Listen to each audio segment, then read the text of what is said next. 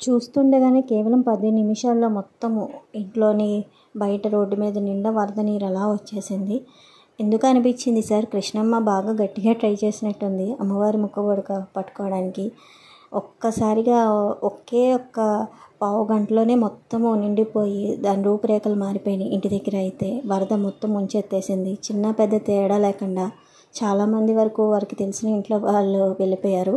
ఉన్నవారంతా current లేక బిక్కుబిక్కుమనే ఉన్నారు. కానీ ఎంతో కొంత కొంచెం గవర్నమెంట్ సాయంతో ఉన్నవాడు లేనోడు అనే తేడా భేదభావం లేకుండా వరదల్లో వచ్చినప్పుడే కదా అందరికీ అర్థమయ్యేది.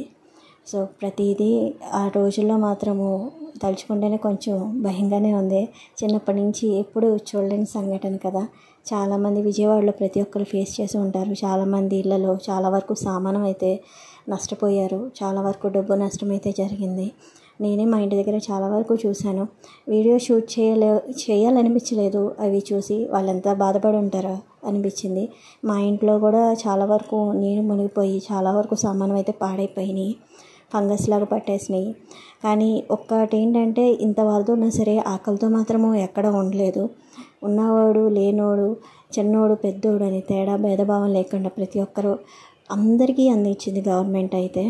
సో వాళ్ళే కాదు, ఇస్కాన్ వాళ్ళు, చారిటీ వాళ్ళు చాలామంది సాయం చేశారు. ఈసారి 2024లో అతిపెద్దది ఏదైనా తప్పించుకున్నామంటే ఈ వరదలు మాత్రమే. అందరూ క్షేమంగా ఉండాలని కోరుకుంటున్నాను. Thank you for watching.